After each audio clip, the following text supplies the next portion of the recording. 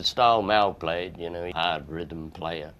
Malcolm was a very strong, very confident the way he played. Stevie does the same thing. I mean, we all grew up, we were at the same kind of age group. Angus Young is the man who breathed life into every heartbeat of rock and roll and managed to keep that fire burning for over half a century. And if you've ever listened to Back in Black, ever seen a small figure duck walking madly across the stage, ever felt your blood boil from the very first guitar note of Thunderstruck, then you've already stepped into his world. Angus is not just a musician.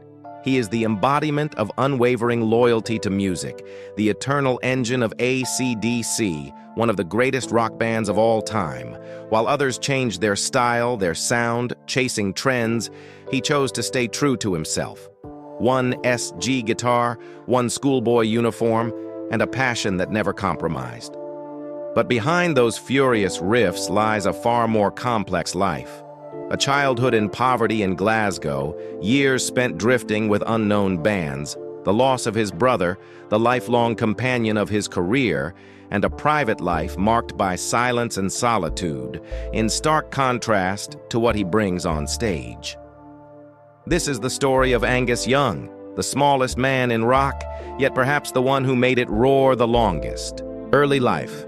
Angus MacKinnon Young was born on March 31st, 1955, in Glasgow, Scotland, a bleak industrial city where children grew up among coal smoke, shuttered factories, and fog-drenched streets. His family lived at 6 Skerryvore Road in the Cranhill district, a working-class area marked by high unemployment, schoolyard violence, and the need for kids to toughen up early if they didn't want to get crushed. Angus was the youngest of 8 siblings. His father, William Young, had served in the Royal Air Force during World War II before taking on various labor jobs to support the family, from factory worker to asbestos cutter to postman. His mother, Margaret, a strong Jewish woman, devoted herself to raising their children in a tiny house with no heater, no fridge, and often only one full meal a day. Life was hard, but music was never absent from their home. Angus's older brothers, Stephen, Alexander, George, and Malcolm, all played music. Alexander pursued a performing career in Europe, George became a successful producer and member of the Easy Beats, while Malcolm, who would later co-found ACDC with Angus, was his closest musical companion. The first instrument Angus ever touched wasn't a guitar. It was an old banjo that George had restrung to help his little brother get started with music. Later, their mother scraped together enough to buy Angus a battered acoustic guitar. Not because they had extra money, but because they knew music was the only way the children in that house could dream of a different life. Angus never had formal music lessons. A single session with his brother Alexander was all the instruction he ever got. From there, he taught himself by ear, by hand, by obsession, spending hours in his tiny bedroom, practicing every chord, every riff, until his fingers bled. In a noisy, cold world, the guitar became his only refuge. In 1963, when Angus was 8, the Young family decided to emigrate to Australia, a move driven by survival. That year, Glasgow endured its harshest winter in history, and television ads began encouraging poor families to move to the Southern Hemisphere for a new life. The Youngs took that chance like a roll of the dice. They arrived in Sydney after a long flight with little more than a few suitcases and fragile hope. The family was temporarily housed in Villawood Migrant Hostel, a steel barrack-style settlement that would later become a detention center for illegal immigrants. They lived in cramped metal huts, sweltering in summer, freezing in winter, sharing toilets and kitchens with dozens of other families. Yet again, music became their salvation. George Young, Angus's older brother, befriended Harry Vanda, a Dutch migrant also living in Villawood, and together they formed the Easy Beats, Australia's first major rock band of that era. George's success ignited a powerful spark in his younger siblings, especially Malcolm and Angus, quiet, reserved boys who transformed completely when holding a guitar. The family later moved to Burleigh Street in Burwood, a suburb of Sydney. Angus attended Burwood Primary School, then Ashfield Boys High School. But school never suited him. Apart from art class, he felt out of place in every subject. At 15, Angus dropped out and entered the adult world with a few bucks earned from printing jobs and an unshaped dream of music. Then, in that small bedroom, his first second-hand Gibson SG appeared, bought from a nearby music store. Angus would later call it his life partner, and from that moment on, he never walked away from music again. Early career. When Angus Young dropped out of school at 15, he had no diploma, no direction, and no one to guide him into music. But he did have an old SG guitar, a few years of makeshift banjo playing, and most importantly, an obsession with sound. He worked night shifts at a slaughterhouse, set type at a printing press, and was even the subject of a bizarre rumor that he once worked for an adult magazine, something Angus later denied with a hint of irritation. "I only printed letters, not people." But even through those exhausting days, he devoted every night to the guitar, tinkering with tones, forging a sound of his own. Tight, punchy riffs that hit like a hammer on steel. In the early 1970s, Angus began performing with small bands like Kentucky, a local rock group with a rotating lineup. The band soon changed its name to Tantrum, with Angus on lead guitar alongside members like Bob McGlynn, Trevor James, and Mark Sneddon. Though the group never gained fame, it was where Angus honed his stage presence, learning how to lead a band with rhythm, eye contact, and raw energy. But the real turning point came when Angus and his brother Malcolm joined the Marcus Hook Roll Band, a short-lived but pivotal project with George Young and Harry Vanda. They recorded the album Tales of Old Granddaddy, a commercial flop, but it opened the first real door to the professional music world for the Young brothers. Then, one night in 1973, Malcolm suggested they form a new band. Angus agreed without hesitation. The name AC/DC, spotted by their sister Margaret on the back of a sewing machine, was chosen because it represented power, electricity, and non-stop energy. And fittingly so, since none of them knew they were about to create one of the most explosive bands in rock history. At that time, Angus had no iconic image. He experimented with costumes on stage, sometimes Spider-Man, other times a cowboy, or even a spoof superhero called Super Ang. But then Margaret came up with a bizarre idea. Why not wear a school uniform? And so he did. At first, just to get attention, but no one could have predicted that the outfit would become his lifelong trademark. A child who never grew up, wielding a guitar like he was channeling a lightning storm. ACDC's first song, Can I Sit Next to You, Girl, was recorded with vocalist Dave Evans, but it failed to make a lasting impression. Only when Bon Scott joined the band did things truly ignite. His raspy voice and rebellious spirit gave ACDC its true identity.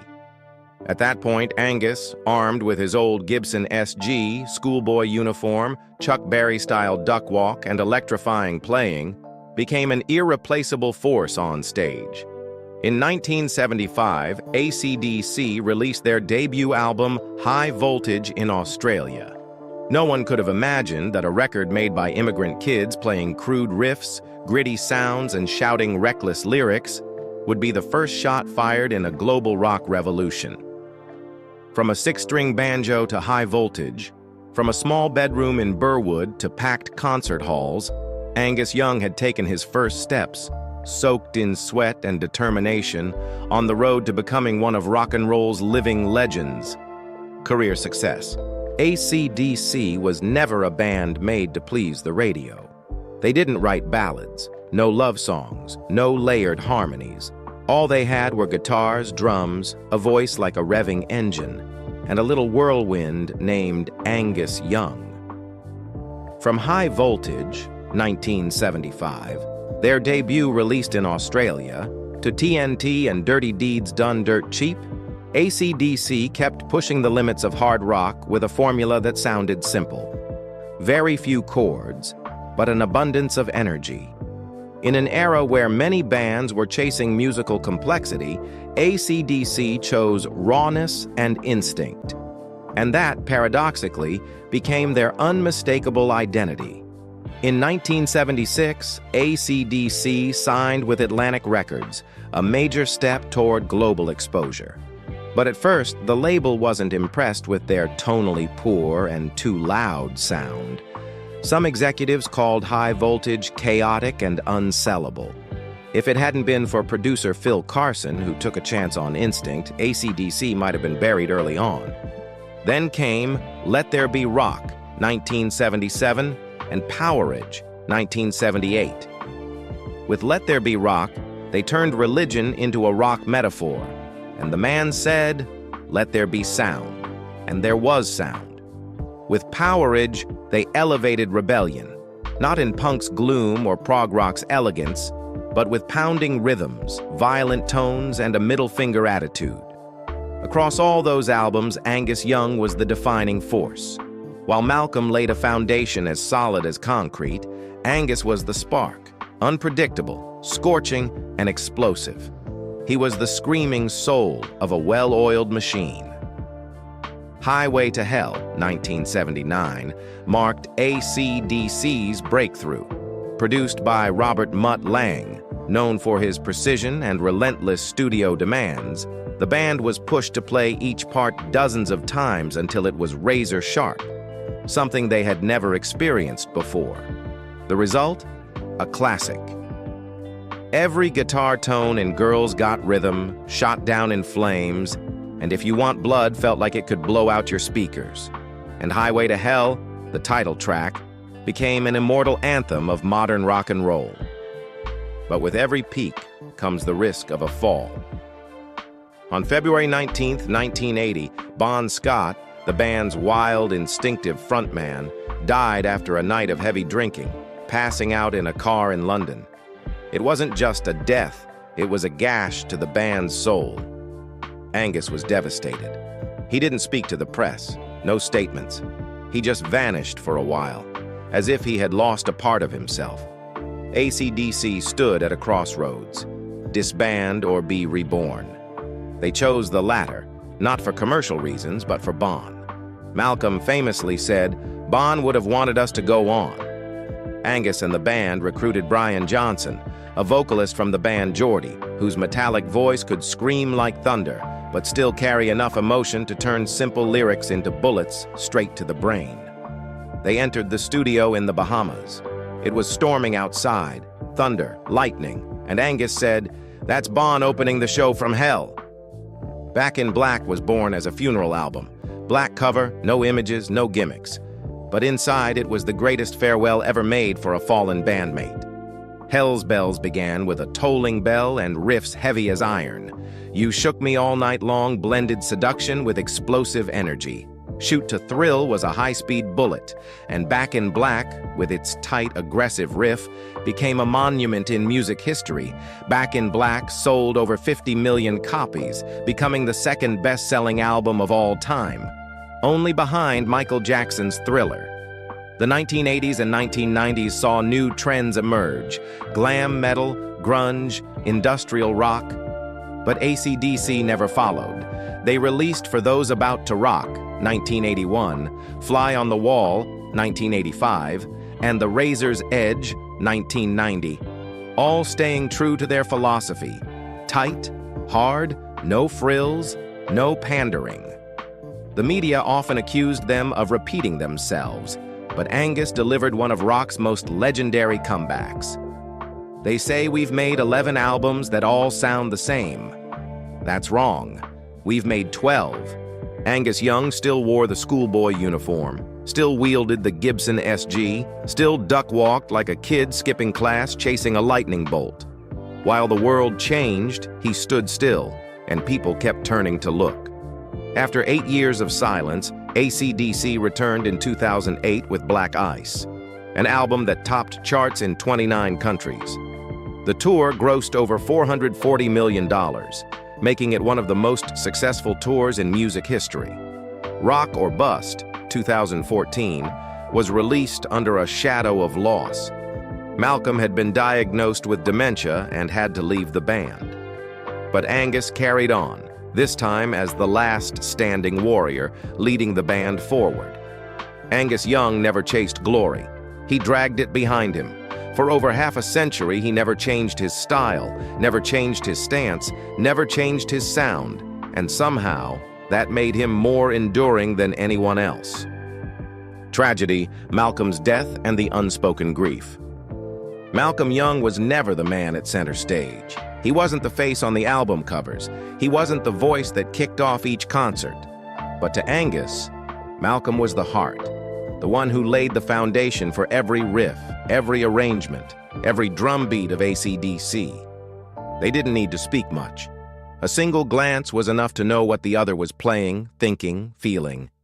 On stage, amidst blinding lights and the roar of tens of thousands, the two brothers could change chords with nothing more than a nod. Angus once said, "I don't care what the audience thinks. I just look at Malcolm. If he nods, I know I'm doing it right." In 2014, everything started to crack. Malcolm, the eldest brother, co-founder of the band, began to forget lyrics, chords, even the things that had once been part of his very body. The diagnosis came: early onset dementia, a cruel disease that not only erases memories, but slowly steals the very essence of a person. Angus saw it all, day by day, hour by hour. And that was the hardest part. It wasn't the death that hurt most. It was the gradual disappearance of the brother I once knew. Malcolm stepped away from the band. His nephew, Stevie Young, was brought in, not because he matched Malcolm's technique, but because he was family. But everyone knew. No one could replace Malcolm. Angus kept touring, still played the guitar, still wore the schoolboy uniform and duck-walked across the stage. But off stage, he grew quieter, avoided the press, and rarely mentioned Malcolm. Not out of coldness, but because there were no words big enough to hold that kind of loss. Malcolm passed away on November 18, 2017, at the age of 64. Quietly, without a media frenzy, just a simple, solemn announcement from the family and the band. Angus didn't give a lengthy tribute. In a single rare interview, he said one sentence that left everyone silent. "Losing Malcolm, it felt like I lost an arm." But Angus didn't let that tragedy swallow ACDC. In 2020, he gathered the remaining members: Brian Johnson, Phil Rudd, Cliff Williams, all of whom had at one point seemingly left for good. Together, they recorded a new album called Power Up, not as a new beginning, but as a final tribute to Malcolm. The song Through the Mists of Time was written like a letter. It never names anyone directly, but every lyric, every image feels like a quiet call through the fog of memory. See your shadow in the night, feel your spirit in the air, walk with me through the mists of time. In every note, Angus was still speaking to Malcolm, even if the world could no longer hear his brother's voice. In an industry filled with scandals and noise, the bond between the young brothers was something rare. No theatrics, no vows, just a quiet devotion that lasted to the very end. Angus never tried to become an icon, but through his wordless pain, his quiet loyalty, and the dignified silence he maintained through loss, he became something irreplaceable in rock, a younger brother who plays to keep the soul of his fallen brother alive. Personal life. On stage, Angus Young is a whirlwind, running wild, duck-walking on his thin legs, swinging his SG like he's pulling lightning from the air. But when the lights go out, the applause fades and the guitar is unplugged. He doesn't retreat to lavish hotels, throw parties, or seek the spotlight. He disappears into the shadows, returning to his true self. A quiet, introverted man who prefers being at home, utterly unlike the image of a global rock star. Angus married Ellen van Lochem, a Dutch woman, in 1980, right in the midst of ACDC's first major peak. They met through a mutual friend in Europe. No scandals, no romantic declarations in the media, just a simple connection, and they've stayed together for over 40 years. The couple has no children, doesn't appear on red carpets, and doesn't share private photos. Ellen chooses to remain out of the spotlight, and Angus respects that completely. To him, real love doesn't need to be displayed to be real. They divide their time among 3 homes: a villa in Kangaroo Point, Sydney, a large house in Alton, the Netherlands, Ellen's hometown, and a quiet apartment in Glasgow, where Angus grew up. Each place is designed with privacy in mind, not flashy but secluded enough for him to withdraw from the world when not on tour. The house in Alton, personally designed by the couple, has a private studio, a reading room, a wide garden, and a wine cellar. That's completely empty. Because Angus doesn't drink. Despite being the face of one of the coolest bands in rock history, Angus is someone who's never touched alcohol. While his bandmates struggled with accidents, rehab, and being kicked off tours, he stuck with chocolate milk and tea. The only thing he's ever been addicted to is cigarettes, something he's never been able to quit. Angus doesn't drive much either, even though he owns an impressive collection of vintage cars. A 1930s Bentley 4.5-liter, a Ferrari 458 Italia, a Rolls-Royce Phantom, a Ford Model 48. Each one steeped in history and symbolism, just like him. But off stage, Angus avoids attention. He's not on social media, he dislikes interviews. He doesn't do talk shows. He lives quietly as if half of his life exists only behind the curtains. He enjoys oil painting, loves jazz, especially Louis Armstrong. In his private room, among family photos, sits his first SG guitar, worn, darkened, warped from sweaty palms, but never locked away in a display case. To Angus, success isn't about the number of tours, awards, or fans. Success is being able to live true to yourself without having to explain it to anyone. And so, while the world may see him as an icon, he still sees himself as the kid who never grew up, still wearing a school uniform, playing loud music with my brother. In an era where most artists need constant visibility to avoid being forgotten, Angus Young chose the opposite path. The quieter he is, the more unforgettable he becomes. The less he tries to hold on to fame, the more the world refuses to let him go. Current life and legacy. At 69, Angus Young still isn't resting. No memoir, no retirement announcement, no selling music rights for a comfortable pension. Instead, he keeps going, picking up his Gibson SG, putting on that time-worn schoolboy uniform, and running, as if racing against the years he has left. In 2024, Angus returned with ACDC for the Power Up Tour, their first since 2016, following years of loss and disruption. Leading a reunited lineup of Brian Johnson, Phil Rudd, Cliff Williams, and Stevie Young, Angus remained the irreplaceable core. They played Wembley, Croke Park, Berlin, and Rome, before tens of thousands of fans, both those who had seen them since High Voltage, and younger listeners raised on Spotify playlists who still recognize the opening riff of Back in Black. On stage, Angus doesn't say much, no shouting, no speeches. He lets the guitar speak, and as always, his SG still sounds like thunder. Tight, powerful, uncompromising. On March 31st, 2025, he reached a new milestone, 70. But there was no loud party, no media tribute, no nostalgic speech. Instead, he appeared on stage in Minneapolis, USA, for the opening show of the 2025 Power Up Tour. Still the same Angus, still the faded school uniform, still the old SG, still duck-walking like time never caught up to him.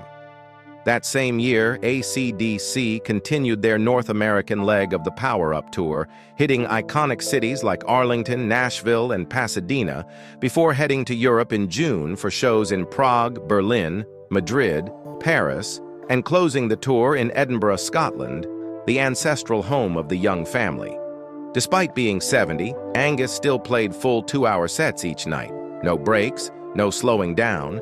He remained the fire guiding a band that had lost many of its original brothers, now performing with newer faces like Matt Legg, drums, and Chris Chaney, bass, alongside familiar names. Brian Johnson, fresh off hearing treatment, and Stevie Young, Malcolm's nephew, on rhythm guitar. But when the lights dim, he steps back again, still living in Sydney and Alton, still off social media, still absent from talk shows. People only know he's still around through grainy backstage clips and fleeting live footage. And yet, his absence only makes his presence louder.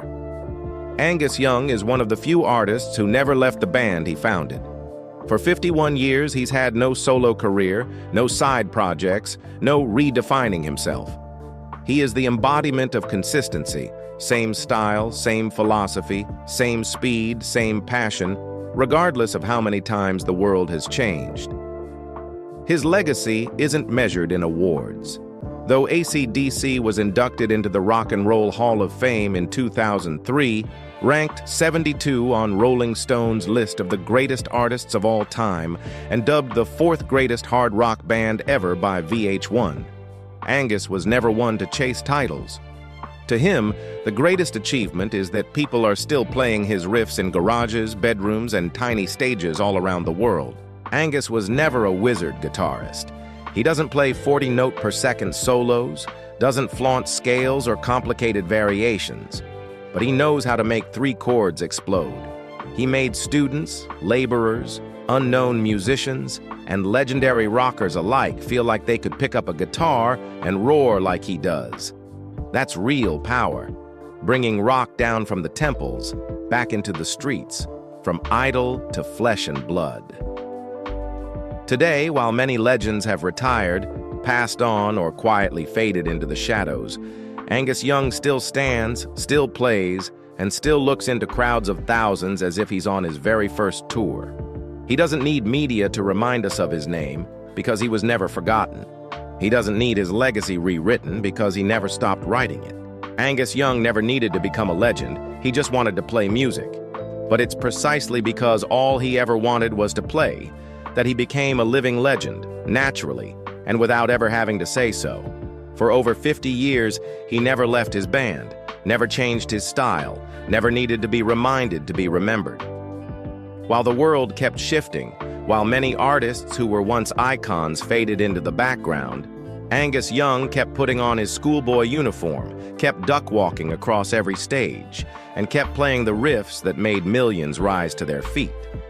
He's the heartbeat of an era that's slowly fading, not through speeches, but through his guitar, simple, raw, and full of fire.